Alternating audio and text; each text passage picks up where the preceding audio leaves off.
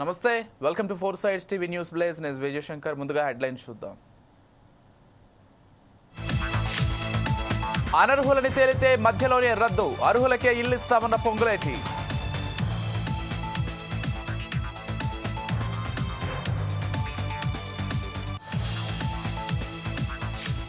బంజారాహిల్స్ లో 12 ఎకరాల కబ్జా స్వాధీనం చేసుకున్న ప్రభుత్వం.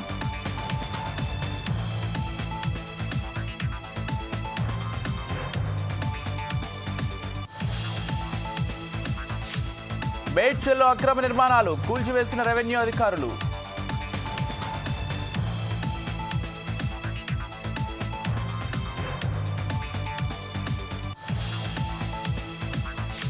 వివాదంపై క్లారిటీ ఇచ్చిన నటుడు విజయ్ ఎవరిని బాధించడం ఉద్దేశం కాదని వెల్లడి.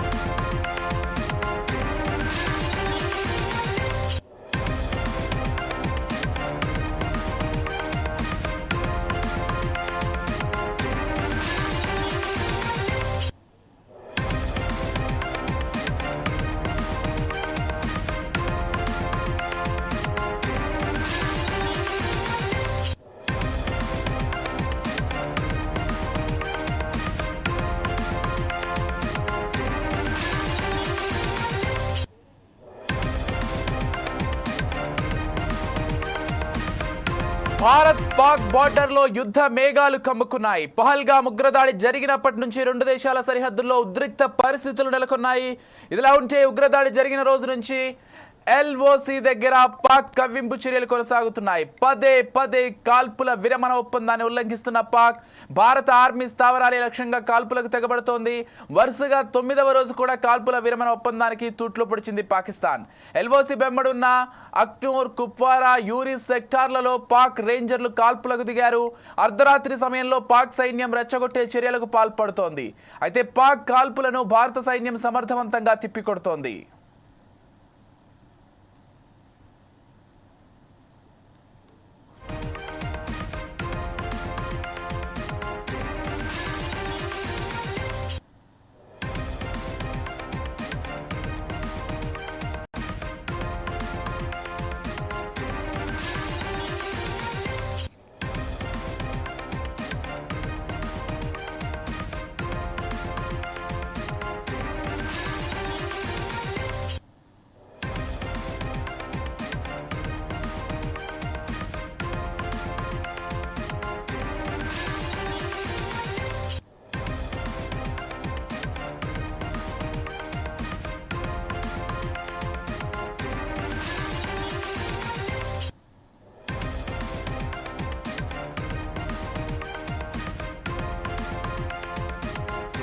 జమ్మూ కాశ్మీర్ పహల్గామ్ ఉగ్రదాడి నేపథ్యంలో భారత్ పాక్ మధ్య యుద్ధ వాతావరణం నెలకొంది. అమాయక పర్యాటకులను ఉగ్రవాదులు చుట్టముట్టి వారిపై విచక్షణ రహితంగా కాల్పులు జరిపిన ఘటనకు ప్రతీకారంగా దాయాదని గట్టి దెబ్బ కొట్టాలని భారత్ వేచి చూస్తోంది.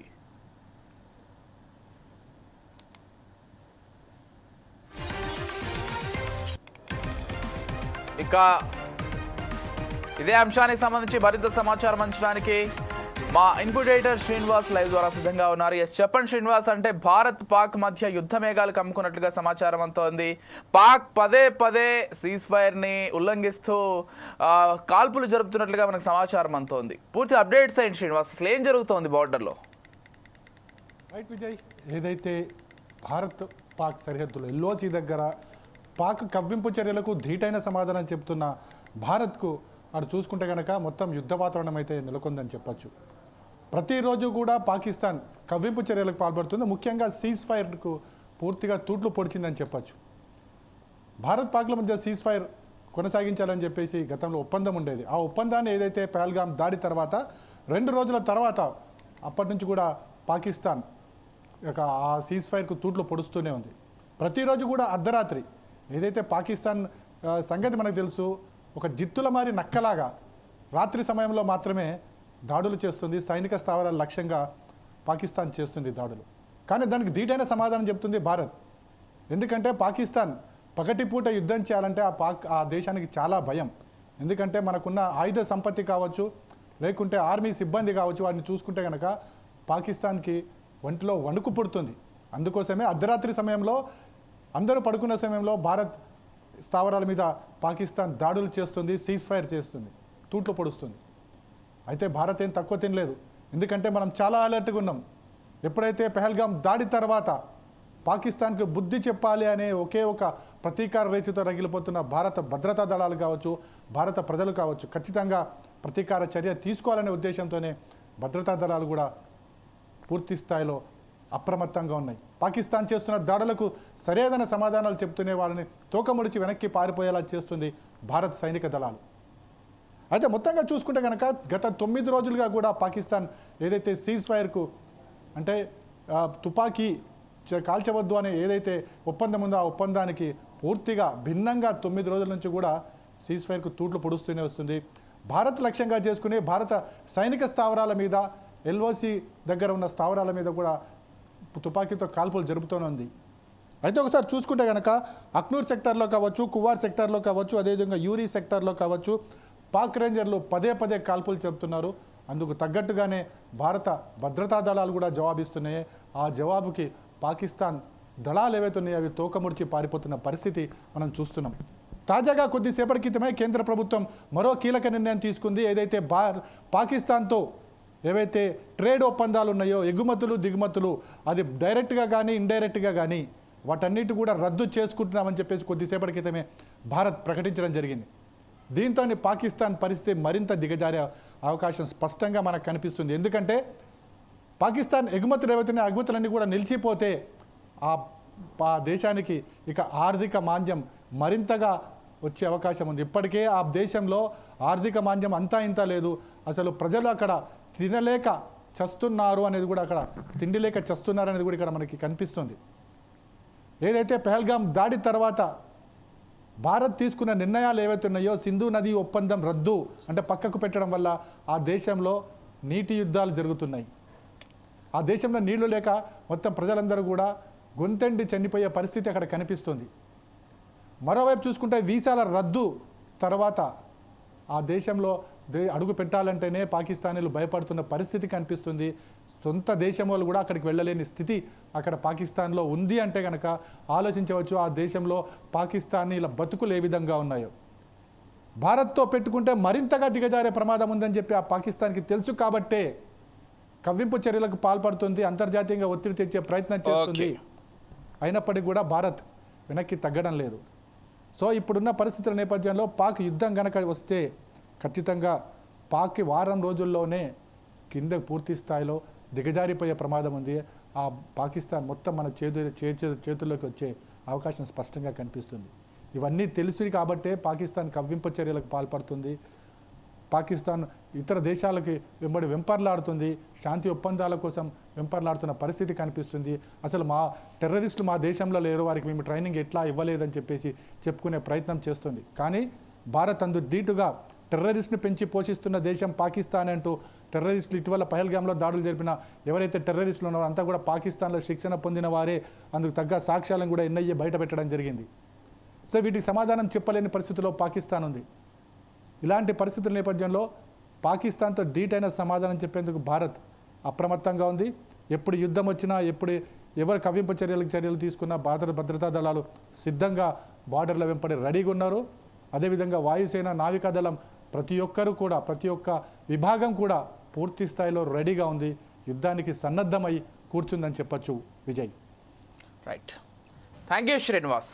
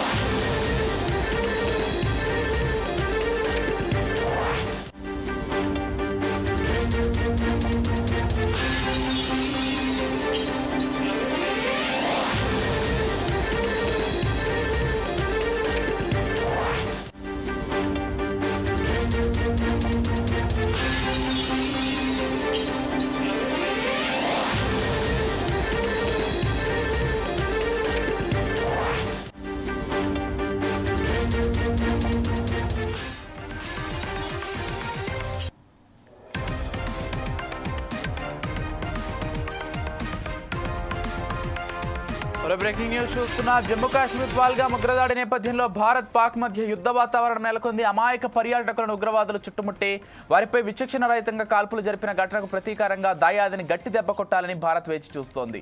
దీంతో ఏ క్షణమైన ఇరు దేశాల మధ్య యుద్ధం సంభవించే అవకాశం ఉందని తాజా పరిస్థితులు వివరిస్తున్నాయి. అయితే ఇలాంటి సందర్భంలో కర్ణాటక మంత్రి బీజెడ్ జమీర్ అహ్మద్ ఖాన్ చేసిన వ్యాఖ్యలు చర్చకు దారితీస్తున్నాయి. పాకిస్తాన్ ఎప్పటికీ భారత్కు శత్రు దేశమేనన్న జమీర్ తనకొక సూసైడ్ బాంబు ఇస్తే ఒంటికి కట్టుకొని పోయి పాక్పై దాడి చేసేందుకు సిద్ధంగా ఉన్నానన్నారు. ప్రధాని మోదీ, కేంద్ర హోంమంత్రి అమిత్ షా అంగీకరిస్తే పాక్పై యుద్ధాన్ని ప్రారంభించేందుకు తాను సిద్ధంగా ఉన్నానని వెల్లడించారు కర్ణాటక మంత్రి జమీర్ అహ్మద్.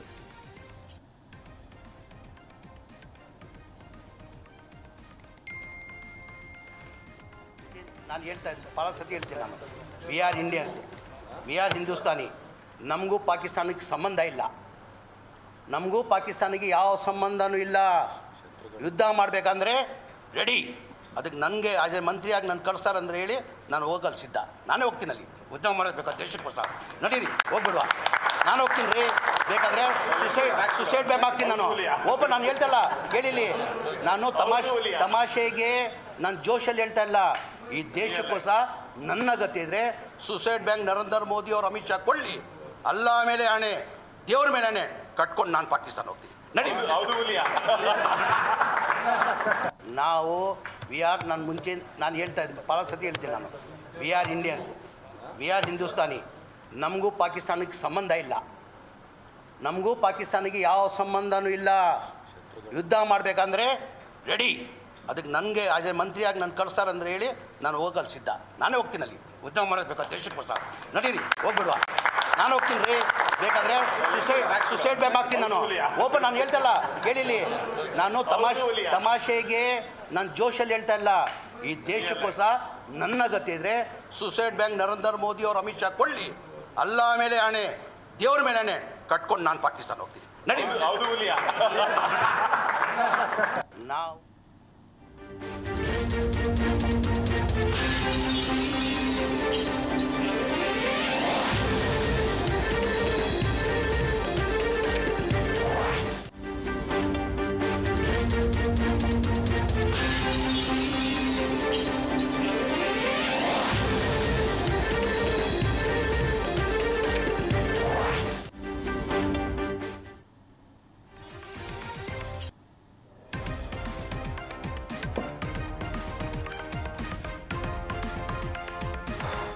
మరో బ్రేకింగ్ న్యూస్ చూస్తున్నాం. హైదరాబాద్ కుత్బుల్లాపూర్ మండల కేంద్రంలో ఉద్రిక్తత చోటు చేసుకుంది. గాజుల రామారంలోని సర్వే నెంబర్ 79/1లో అక్రమ కట్టడాలు వెలిశాయి. సమాచారం అందుకున్న రెవెన్యూ అధికారులు అక్రమ నిర్మాణాలను కూల్చివేశారు. అనంతరం ప్రభుత్వ స్థలంలో సూచిక బోర్డులను ఏర్పాటు చేశారు. అయితే అధికారులు ముందే సూచిక బోర్డులను కబ్జాదారులు తొలగించారు. దీంతో రెవెన్యూ అధికారులు కబ్జాదారుల మధ్య తీవ్ర వాగ్వాదం జరిగింది. అది కాస్త ఉద్రిక్త పరిస్థితులకు దారితీయడంతో భారీగా పోలీసులు మోహరించారు.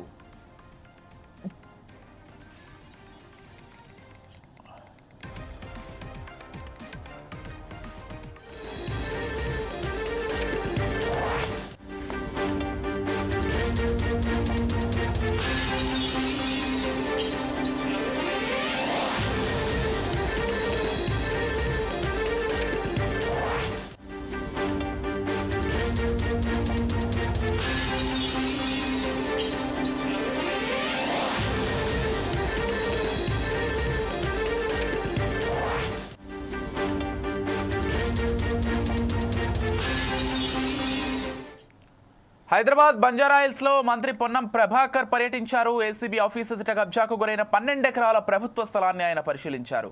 సర్వే నెంబర్ 102/1HAK/1లోని 12 ఎకరాల ప్రభుత్వ భూమిని కబ్జాకు గురైంది. విషయం తెలుసుకున్న కలెక్టర్, ఆర్డీఓ, ఎంఆర్ఓ సహా అధికారులు రికార్డుల ఆధారంగా భూమి రెవెన్యూ ఆధీనంలోకి తీసుకున్నారు. కబ్జాదారుల నుంచి ఆ 12 ఎకరాల ప్రభుత్వ స్థలాన్ని స్వాధీనం చేసుకున్నారు. ఈ నేపథ్యంలో 12 ఎకరాల ప్రభుత్వ స్థలాన్ని GHMC mayor Gadwal Vijayalakshmi, collector Anudeep, RDO, MRO ఇతర అధికారులతో కలిసి పరిశీలించారు. మంత్రి పొన్నం ప్రభాకర్ స్థలం చుట్టూ ఫెన్సింగ్ పై అధికారులకు పలు సూచనలు చేశారు. ప్రభుత్వ స్థలాలను ఆక్రమిస్తే కఠిన చర్యలు తప్పవని ఆయన హెచ్చరించారు. ప్రజలకు ఉపయోగపడేలా 12 ఎకరాల స్థలంపై సీఎం రేవంత్ రెడ్డి నిర్ణయం తీసుకుంటారన్నారు. ప్రభుత్వ స్థలాన్ని కాపాడిన కలెక్టర్, ఆర్డీఓ, ఎంఆర్ఓకు అభినందనలు తెలిపారు పొన్నం ప్రభాకర్. ఇక రాష్ట్రంలో ఎక్కడైనా ప్రభుత్వ స్థలం కబ్జాకు గురైతే అధికారుల దృష్టికి తీసుకురావాలని పిలుపునిచ్చారు పొన్నం. అనాథరైజ్డ్గా కబ్జాలో ఉండడంతో రెవెన్యూ అధికారులు, జిల్లా కలెక్టర్ గారు, ఆర్డీఓ, ఎంఆర్ఓ సిబ్బంది అంతా కూడా దీనికి సంబంధించినటువంటి కంప్లీట్గా రికార్డుల ఆధారంగా దీన్ని రెవెన్యూ ఆధీనంలో తీసుకోవడం జరిగింది. ఇక్కడ ఒక మంచి ప్రజలకు ఉపయోగపడే విధంగా దీన్ని తీర్చిదిద్దడానికి గౌరవ ముఖ్యమంత్రి గారు నిర్ణయం చేసినారు. ఈ స్థలం అంతా కూడా ప్రజల ఉపయోగార్థం ఉపయోగించడం జరుగుతుంది. ఈ యొక్క స్థలం సేకరించడానికి నేను జిల్లా కలెక్టర్ గారిని, అదేవిధంగా ఆర్డీఓ, ఎంఆర్ఓ వీళ్ళందరూ కూడా అభినందిస్తా ఉన్నాం. జిల్లా ఇన్ఛార్జి మంత్రిగా రాష్ట్ర ప్రభుత్వం తరఫున మేయర్ గారు కూడా పూర్తిగా సహకరించినారు. ఈ యొక్క ప్రభుత్వ స్థలాలకు సంబంధించి ధరణి తర్వాత భూభారత చేస్తున్న సందర్భంలో ఎక్కడైనా ప్రభుత్వ స్థలాలు కబ్జాకు గురైన సమాచారం ఉంటే అధికారుల దృష్టికి తీసుకురావస్తే ఈ సందర్భంగా ప్రజలను కూడా విజ్ఞప్తి చేస్తాము. అనాథరైజ్డ్గా కబ్జాలో ఉండడంతో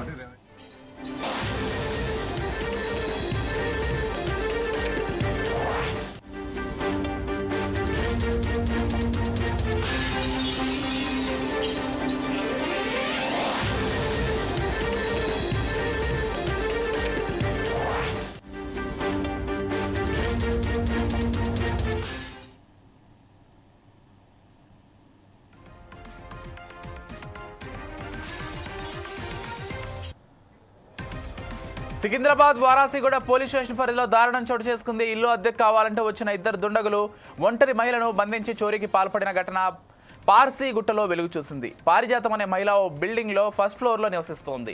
మరో పోర్షన్ ఖాళీగా ఉండడంతో టూలెట్ బోర్డు పెట్టారు. అయితే ఇల్లు అద్దెకు కావాలని ఆరా తీసిన 2 యువకులు ఆ సమయంలో పారిజాతం ఒంటరిగా ఉందని గ్రహించి ఇంట్లోకి చొరబడ్డారు. ఆమెను బెడ్రూమ్ లోకి లాక్కెళ్లి కుర్చీలో కూర్చోబెట్టి తాళ్లతో కట్టేశారు. తర్వాత ఆమెను బంధించి 3 తులాల బంగారం ఆభరణాలతో పాటు 6,000 నగదుతో ఉడాయించారు. బాధితురాలి ఫిర్యాదుతో కేసు నమోదు చేసిన పోలీసులు దర్యాప్తు చేస్తున్నారు. కిరాయి కాని వచ్చి డోర్ కొట్టి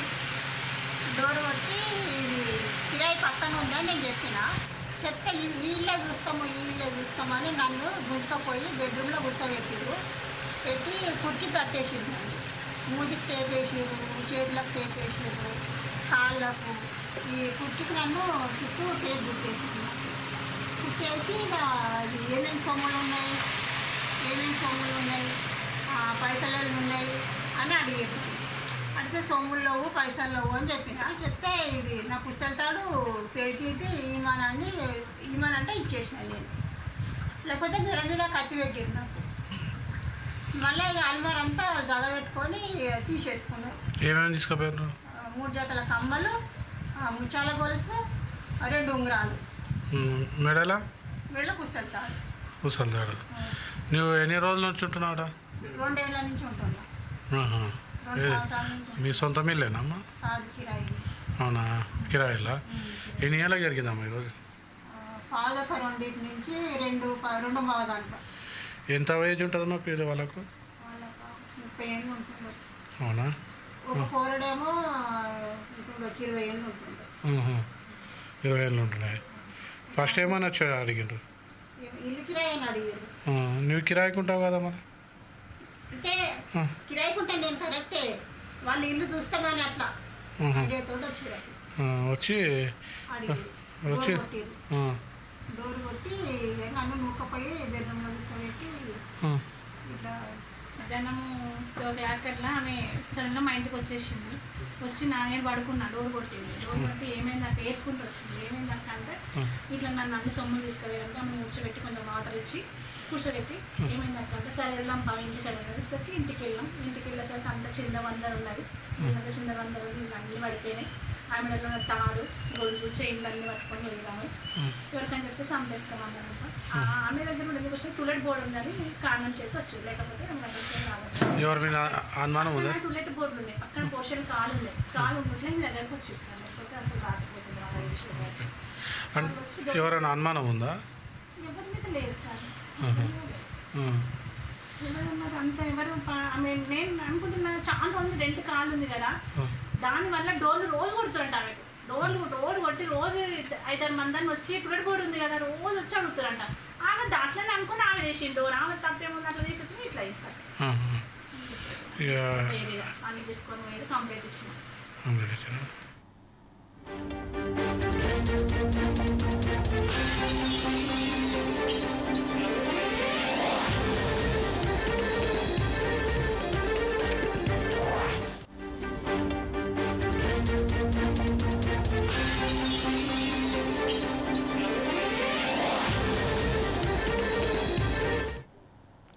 మేడ్చల్ జిల్లా మేడిపల్లి పోలీస్ స్టేషన్ పరిధిలో విషాదం చోటు చేసుకుంది. ఫిర్జాదిగూడ రిహాబిలేషన్ సెంటర్లో ఓ వ్యక్తి మృతి చెందిన ఘటన స్థానికంగా తీవ్ర కలకలం రేపుతోంది.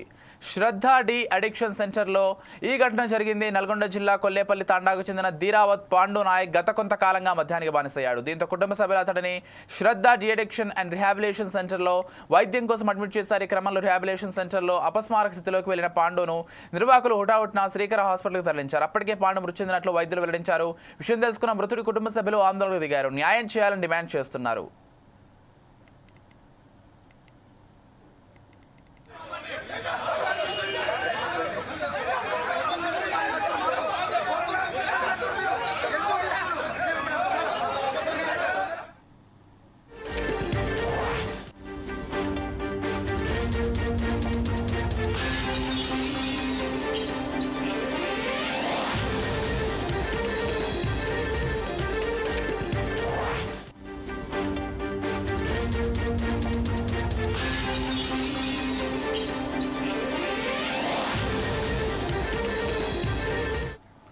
రెట్రో మూవీ ఈవెంట్లో నటుడు విజయ్ చేసిన వ్యాఖ్యలు దుమారం రేపాయి. పాల్గామ్ ఉగ్రదాడి, పాకిస్తాన్ చేష్టల మీద స్పందిస్తూ విజయ్ ఓ మాట జారాడు. ఇప్పుడు కూడా ఇలాంటి చర్యలకు పాల్పడుతున్నారు. ఓ 500 ఏళ్ల క్రితం ట్రైబల్స్ కొట్టుకున్నట్టుగా ఎందుకు చేస్తున్నారని విజయ్ కామెంట్ చేశాడు. ఆ కామెంట్లు వివాదాస్పదమయ్యాయి. విజయ్ మీద ఓ న్యాయవాది కంప్లైంట్ కూడా చేశాడు.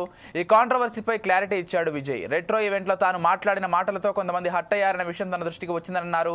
తాను ఎవరిని ఉద్దేశపూర్వకంగా హట్ చేయాలని అలా మాట్లాడలేదని తెలిపారు. తాను ఆ రోజు మన దేశం గురించి, మన దేశ ఐక్యత గురించి, మనం ఎలా ముందుకు సాగాలన్న దాని గురించి మాత్రమే మాట్లాడానని అన్నారు. ట్రైబ్ అనే పదాన్ని తాను వేరే సెన్స్లో వాడానని చెప్పారు. నాగరికత మొదలు కాకముందు క్లాన్స్, రాజ్యాలు అంటూ ఉండేవని స్పష్టం చేశారు.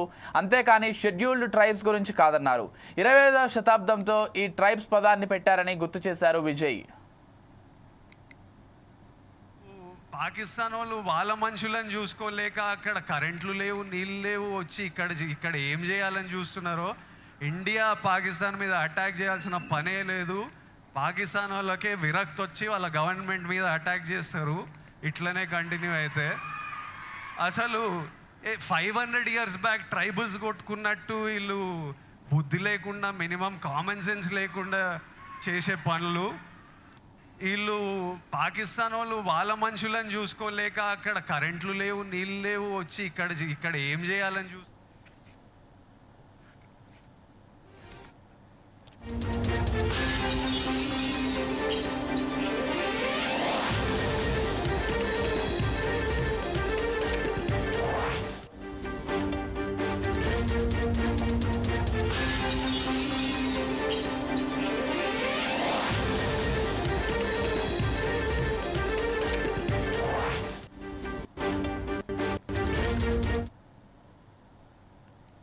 ఇందిరమ్మ ఇళ్ల విషయంలో అవినీతికి తావు లేకుండా ప్రభుత్వం చర్యలుంటాయని మంత్రి పొంగులేటి శ్రీనివాసరెడ్డి స్పష్టం చేశారు. నిజమైన పేదలకి ఇందిరమ్మ ఇల్లు కేటాయిస్తామన్నారు. అర్హులను తేలితే ఇందిరమ్మ నిర్మాణం మధ్యలోనే, అనర్హులను తేలితే ఈ విధంగా రద్దు చేస్తామని చెప్పారు. తప్పు జరిగిందని చెబితే చాలు, బాధ్యులపై చర్యలు తీసుకుంటామని హెచ్చరించారు. టోల్ ఫ్రీ నెంబర్ ఇస్తామని దానికి ఫోన్ చేసి వివరాలు చెప్పొచ్చని అన్నారు. ఇక ఇళ్ల నిర్మాణంలో ఆధునిక సాంకేతికత వాడుతున్నామని పొంగులేటి అన్నారు. ఫేజ్ 1 నుంచి ఫేజ్ 4 వరకు జాగ్రత్తగా సిఫార్సు చేయాలని అధికారులను ఆదేశించారు. అర్హులను ఎంపిక చేసేటప్పుడు అన్ని విషయాలు పరిశీలించాలన్నారు. ఇళ్ల నిర్మాణంలో చిన్న ఫిర్యాదు వచ్చినా ఊరుకునేది లేదని పొంగులేటి తెలిపారు. గృహ నిర్మాణ శాఖకు మంచి పేరు తేవాలని ఇంజనీర్లను మంత్రి కోరారు. ఎక్కడ తప్పు జరగకుండా చూసే బాధ్యత ఇంజనీర్లదే అన్నారు. న్యాక్లో 390 మంది అసిస్టెంట్ ఇంజనీర్లు శిక్షణ పూర్తి చేసుకున్నారు. మీరు వెళ్ళేసరికి సెలక్షన్ లిస్టు రెడీగా ఉంటుందో సెలక్షన్ లిస్టులో మీరు ఐడెంటిఫై చేసి తప్పు ఉందని చెప్పినా ఈవెన్ కలెక్టర్ గారు అప్రూవ్ చేసినా దాన్ని క్యాన్సిల్ చేసేది అవుట్ రైట్ డెసిషన్ నేను తీసుకున్నా. ఎస్ ఈడిచ్చింది తప్పు ఉంది సార్, ఇతను భూమి ఉన్నోడు, ఇతను డబ్బులు ఉన్నోడు, ఇతనికి మనోళ్ళు ఏదో లోపాయికారి ఒప్పందం చేసుకొని ఇల్లు ఇచ్చారు అని ఒక నా చెల్లినో ఒక నా తమ్ముడో ఎస్ ఇక్కడ తప్పు జరిగిందని మీరు నాకు జస్ట్ మీకు నా డైరెక్ట్ ఒకటి టోల్ ఫ్రీ నెంబర్ ఇస్తాను. మీరు చిన్నది పాస్ ఆన్ చేస్తే మళ్ళీ మీ పేరు కూడా బయట చెప్పను. నా సెక్రటరీ చెప్పినా, నా ఎండి చెప్పినా, నా ఈఎన్సీ చెప్పినా, ఎవరు చెప్పినా సరే డైరెక్ట్గానే నాది ఫోకస్ ఉంటుంది. Poorest of the poor. చిన్న అవినీతి కూడా జరగకుండా 24 క్యారెట్ గోల్డ్ అంటే ఎంత దానికి మార్కెట్లో వెయిట్ ఉంటుందో అలాగా ఈ హౌసింగ్ డిపార్ట్మెంట్కి మీరు ఒక మంచి పేరు తెచ్చే విధంగా మీరు పనిచేయాలని చేస్తారని మనస్ఫూర్తిగా కోరుకుంటున్నా. Keep watching 4 Sides TV.